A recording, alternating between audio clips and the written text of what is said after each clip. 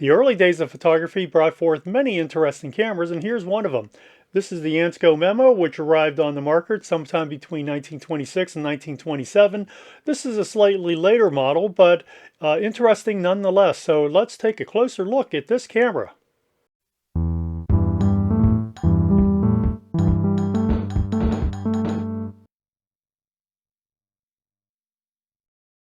This is the Ansco Memo from the mid to late 1920s. So let's cover the interesting part first. This is the first moderately successful American-made 35mm still camera. There were two others before, but neither really sold well. Those of us who have shot 35mm film like to think that it's been around forever, and in fact it has been around for probably about 90 plus years. So 35mm film was first introduced in 1892. And it wasn't until the actually the 1920s, late 1920s, early 1930s that it became popular as a format for still photographers, for amateur photographers, or dedicated amateur photographers. And in fact, it wasn't really popularized until Kodak came out with the daylight loading cartridge with its retina cameras in the 1930s. Prior to that, photographers had to buy whatever came in 100-foot spools, possibly longer. I'm sure that they used some type of template to cut a predetermined length of film. The Ansco Memo was introduced right around 1926, 1927, so it was one of the earliest 35mm cameras. The Leica was introduced, or the Leica, as we know, was introduced in 1926. So this camera arrived right around that time. However, it was a much simpler camera in many ways. Whereas the Leica really was a horizontal camera. As you can see, this is a very vertical camera. The Leica shot a full frame, or I'm not really sure what the exact dimensions are, because sometimes in the early days, the dimensions of photos changed according to that particular model or even a particular manufacturer.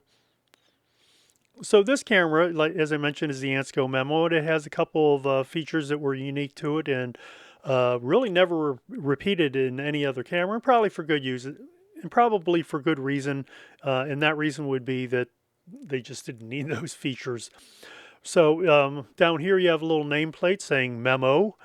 On the back is another plate, and it says Memo Camera. And if you look underneath, it has Agfa Ansco. And later I'll talk about the relationship between those two companies.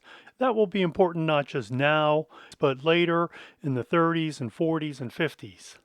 There are several models of this camera. The fact that it has this shutter guard here, the shutter release guard, indicates that it was a later model. There are several combinations of lenses and shutters offered. This is one of the simpler one, which is a fixed focus.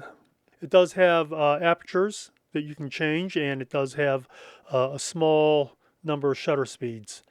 So the shutter speeds offered on this camera were 25, 50, and 100 plus B plus T. This is an ILAC shutter, and I don't recall the lens. I want to say it's very similar. Certainly it's a very simple lens. This is the Cinemat.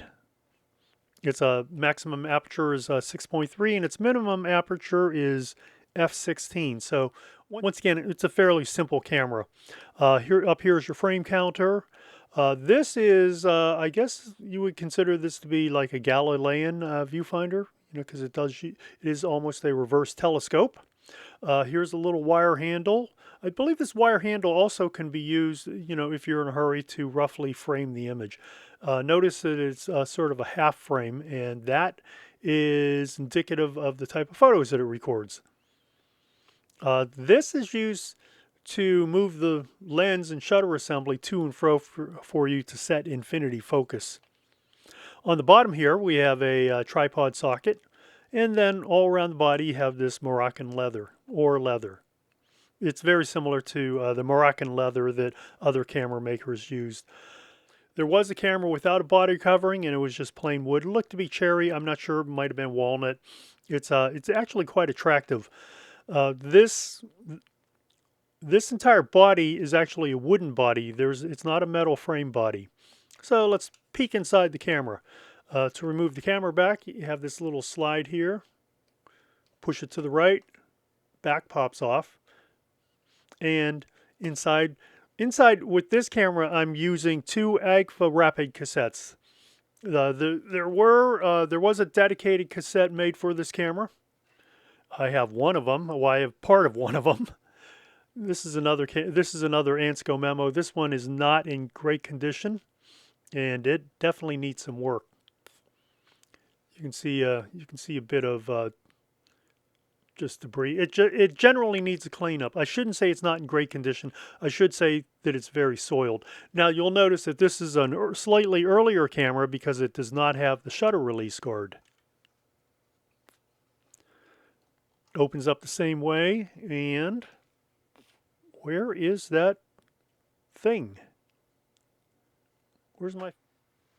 So I did take it out and lay it down somewhere. This is missing, obviously this is missing the other plate on this side, and you can see that this is very primitive. This one is made of wood, and it's the only one that I have. I suppose I can probably just get a piece of plastic, black plastic, paint it flat black, and put it on the side. However, as I mentioned, I am using Agfa cassettes. Agfa Rapid cassettes, and these you preload with film. These, of course, were sold with film already preloaded and to the desired length. However, the film, whatever was in these, is long gone. You'll notice a little piece of film here, and that's because I've shot this camera and that film needs to be processed. So in reality, what you would do is you would really preload your film, and you would insert that film into the other cassette. Your fresh roll film goes up at the top. Your fresh Agfa Rapid cassette film goes up at the top. This one goes at the bottom. And so you would just insert that maybe half an inch into the other cassette, give it a start. This film advances from top to bottom. And the way the Agfa Rapid cassette works is it doesn't pull the film across, rather it pushes the film into the other cassette. You never rewind, and when you reach the end of the roll of film, it actually will stop and it won't push that film all the way into the cassette. Always a good thing, because then there's no need to try to figure out a way to retrieve the film from the cassette. Of course, if I were to now take this and push that into the cassette, that would cause a different problem. So just to let you know, if you don't have the original Ansco cassette, you can always use the Agfa Rapid cassette. These are readily available, at least they were a few years ago, on the used market. The used market being eBay. I think at one point I bought a bunch of these, and they didn't cost me much. I think I was buying them for about $6 or $8 each, so, you know, that's not bad. This is a fairly simple camera to operate. This is your viewfinder. So it's a viewfinder camera, and really all you do is you set your shutter speed and your aperture, because this is a non-focusing lens. That's it, and just press your shutter release. By default, it shoots a horizontal photo, and so this is a half frame. So once again, let's take a quick look at the you can see that this is a half frame. These cameras pop up on the secondary market, meaning eBay and probably some private auctions now and then. Most of them are in average to poor condition unless they've been restored. As you can see, this one has been restored. It was in similar condition to the other one, but I'm going to get that other one in nice working condition. This one says Memo, and this nameplate says Ansco, so that's a little bit different. They are roughly the same type of viewfinder, same type of little wireframe handle. This one also, the lettering in it, you know, obviously is still in good shape, but this uses also a Cinemat lens. I can't remember what the premium lens was, but as I mentioned, it was a focusing lens. Is this, I'm not sure how many elements are in here.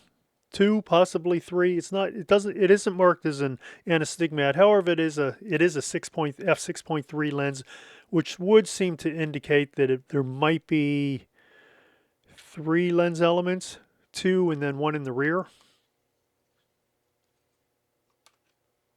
Yeah, so this one does use 3 lens elements. You can see that one back there, and then you can see a set of two reflections.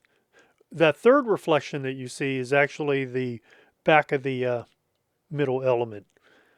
There's no way that this is a test. I shouldn't say there's no way. It's very unlikely that this is a Tessar lens, because if it was, then it would be a focusing Tessar. On the back, this one does have a, as we mentioned, a patent plate, a little shield, and this one does not. This one is blank on the back, and it doesn't look like there ever was one. So it's not a case where the plate fell off. It just never existed. Otherwise, they pretty much operate similarly, and inside they look the same.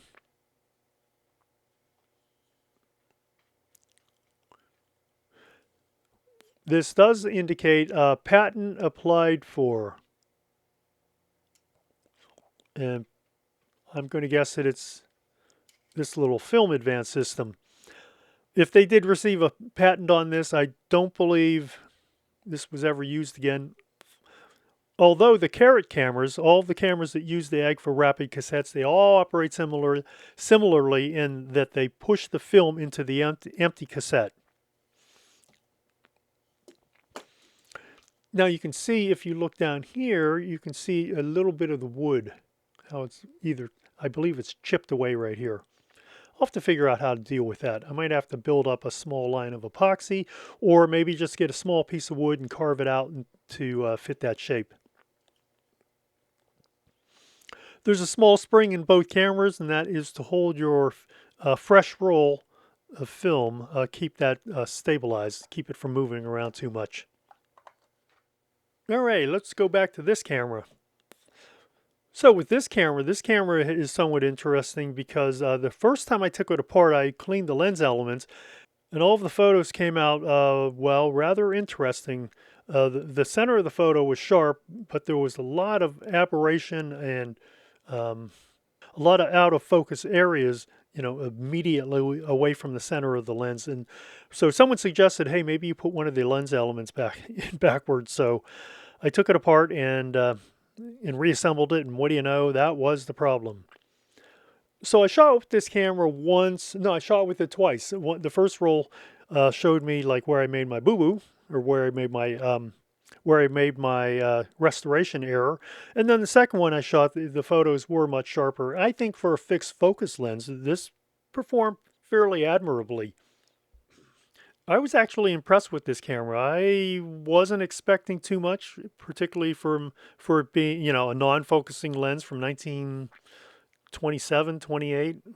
This one might have been made a bit later than that because, as I mentioned, now there's no indication when this camera ended production, but presumably it would have been probably in the early 1930s. Although I'm not positive. I did take a look around at several internet sites, and I just wasn't able to come to any type of conclusion. The Memo name did return later on two other cameras in the probably 1950s. One was a small folding camera, very modest specifications. I think that was actually produced by Agfa, because Ansco had this relationship with Agfa through the years in which Agfa made certain cameras for Ansco. I don't believe it went the other way around. So much later in the 1950s, there was the Ansco Memo 2. No, much later in the 1960s, there was the Ansco Memo 2, which was a half-frame camera made in Japan, and it was made by Ricoh. Often the one that you'll see now is branded GAF. Anyway, Ansco was based in Binghamton, New York, which I believe was also an IBM town, as was the Hudson Valley, where I lived for several years, and I worked at one of the newspapers there. Binghamton, New York was the home of Ansco and produced this camera. So what does this camera weigh? Let's check it out. The Ansco Memo weighs 14.3 ounces, or just shy of 1 pound. Probably with film, you might be getting close to 14 ounces or 15 ounces, but probably not beyond that. And that's no surprise, because this is not a large camera. Because it's not a large camera, it just doesn't have that much weight to it. Also, because it's made primarily of wood, It also doesn't have much weight to it as well. So, you know, once again, no surprise. What's it like using this camera today? As I mentioned, camera's simple to use. Set your aperture, shutter speed, peer through this little viewfinder and take your photograph. I found it to be a little, this is sort of stiff. And it's not stiff because it needs lubrication, it's just stiff because it's heavily sprung. And so when you do take your photos, you have to be careful of moving the camera down. With this type of release on side mounted, you do have a tendency to want to pull down slightly on this side of the camera. So just, you know, easy does it. So with this camera, the film runs vertically because obviously this is a very vertical camera. There's no way, as you can see from the way it's constructed, for the film to run horizontally. So the film runs top to bottom. So how do I rate the Ansco Memo? I would rate this camera 8.7. This camera is a little bit difficult to provide a rating for. It certainly is different from every other 35mm camera on the market. But overall, it's, you know, considering its age, it's held up pretty well and, you know, can still take photographs, primary purpose. And, you know, aesthetically, it's not a bad camera. You know, durability, I think, you know, everything fits. It didn't leak any light. So there you have it. That's my rating for this camera. Of course, that's a subjective rating. And you might have a rating that's different from mine, but that's my rating for the Ansco Memo. Don't forget to hit that like and subscribe button. And if you have a comment or question, feel free to talk about this in the comments below. Or if you'd like, send me an email at contact@camera-talk.net. And I hope to see you on the next video.